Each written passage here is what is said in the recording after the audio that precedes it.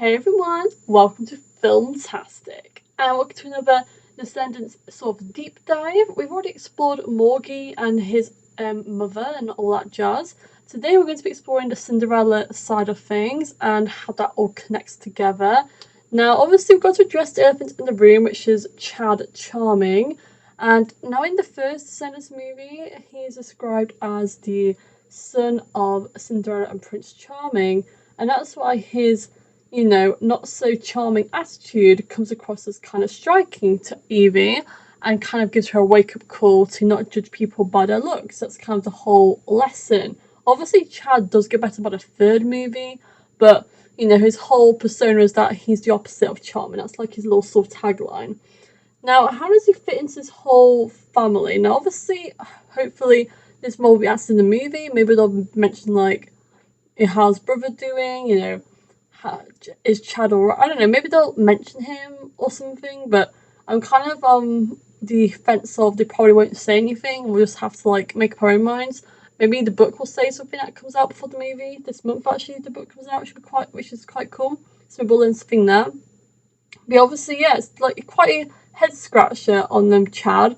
So I was trying to think of lots of theories and solutions to this. Obviously, the easiest one is just like, he's obviously her brother, but they don't need to mention him because we can just assume he's there and stuff like that. I've also brought up some other solutions as well. This could be also a possible colourblind casting, in that it's like a homage to the original Brandy Cinderella movie, and Chad is like colourblind casted as white, or option number 2, he's adopted. Now, aside from the whole Chad bit, there's another interesting deep dive about Cinderella which I've been wanting to look at here, and that's about like, what if there are like multiple Cinderellas and like Chad is not related to this family of the Charmings at all? Kind of think of Once Upon a Time, guys, the ABC show, because they did this controversy as well of their Cinderella where they had 2 Cinderellas, and there was a bit of a head scratcher on how that sort of works out.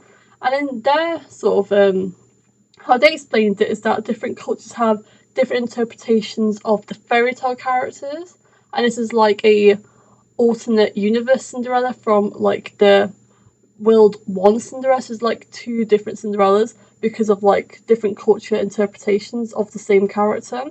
And that's why I thought I'd bring that in now with the whole Cinderella thing, because I was thinking, what about Descendants kind of works the same way as Once Upon a Time, and there's like lots of iterations of the same character, because it's not too far-fetched, because we know from Descendants world already, like from our previous knowledge of the world, is that they literally brought back dead villains to be on the Isle to suffer worse punishment than death, which is living without their magic. So we know Descendants, Isle is like magical, and I'm assuming Oridon is kind of the same way.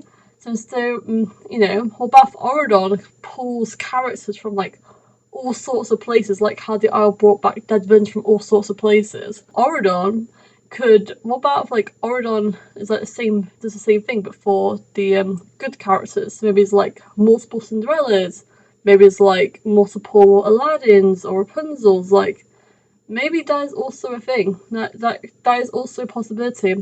In fact, I believe there could potentially be 3 Cinderellas in this universe.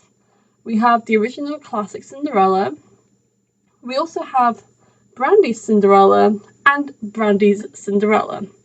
Yes, it's actually been confirmed in an interview that the Cinderella in Descendants is not the same Cinderella from the original Brandy Cinderella. It's a new iteration played by the same actor, essentially. It says in the interview that Rise of Red is now a direct continuation of the 1997 movie, and this is a new interpretation, in which they ask Brandy if they are at all different characters, and Brandy says, I don't think there's much difference between the 2 versions of her 2 Cinderellas.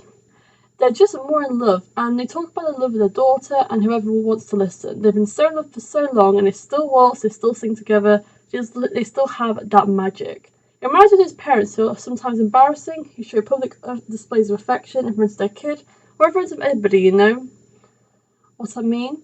And that's actually from Mutterban, that second bit there. But the whole idea is that they're more in love than ever. But like I said, they're not. It's like a new iteration of the Cinderella. In fact, this Brandy Cinderella in Descendants universe could actually be that animated Cinderella I was on about that exists in the Descendants universe. So basically, my potential theory is that there may potentially be more than one of each character, like in Once Upon a Time.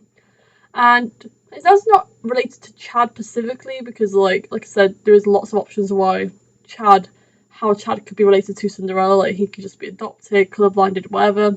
But like this is my kind of, far-fetched out idea that just what about if there just is like multiple Cinderellas, and that's why they didn't mention Chad. He's never brought up, etc. Obviously, we'll know more when the movie actually comes out, and like how serious the mystery of Chad is. Did they mention him? Did they not?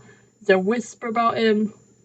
And then if they didn't whisper about him, I'm just gonna assume he's there. They just don't talk about him, or like I said, there's multiple Cinderellas, and he's a son of a different Cinderella, and that's fine as well. Anyways, thank you all so much for watching, and I'll see you all soon.